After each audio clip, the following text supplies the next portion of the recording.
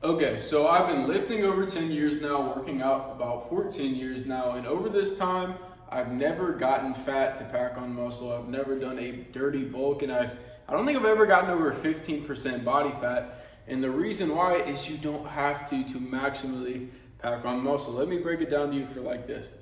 Fat, muscle. These are two different cells. Gaining fat and losing fat, gaining muscle and losing muscle. These are two different processes, right? So what stimulates muscle growth? A lot of people say gains are made in the kitchen, which isn't true. Muscle growth is stimulated in the gym. So whenever you're training, this stimulates muscle growth. This means you could have the absolute perfect diet, dialing in your protein, hitting every macro and micronutrient. And if you're not training or stimulating muscle growth in the gym, it doesn't matter. You're not going to pack on muscle. Now on this end, you could be training optimally, high intensity training, high frequency, adding more weight to the bar and eating Cheetos, bullshit, this, that, foods that cause inflammation. And you're going to be packing on muscle, even if you're barely eating any protein, because this is a stimulus for muscle growth. And you don't need a super high protein intake to actually build muscle. Now, if you want to maximize this isn't going to work, right? You're still actually going to see good results for gaining muscle with a shitty diet and a perfect training program. But you're probably going to look puffy, you might have acne, and you're going to have terrible energy levels. So back to the point, muscle growth, as far as diet goes, you need enough protein that gets taken down for protein synthesis. You don't need to be in a calorie surplus to do this, and there's only so much that can be done each day.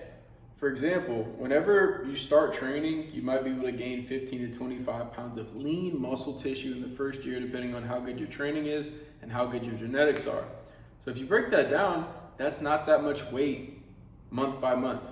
That's about 1 to 2 pounds per month of lean muscle tissue in your first year, which is going to be the fastest muscle growth that you're ever going to have, because genetic potential, I don't like that word, but let's use Tom Brady for an example. How much better can he get at football as a quarterback? Not much. Is it possible? Yes, but he's gotten so good it's hard to really get better. Now, whenever he started football, he wasn't even starting on JV, I don't think so. He was able to progress super fast. It's the same thing when you start lifting.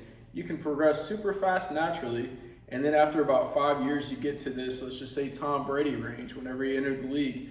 You're a professional and you can get a little bit better, but you can only get so much better, and it slows down a lot because you're so close to your quote unquote potential naturally, even though I don't like that word potential. So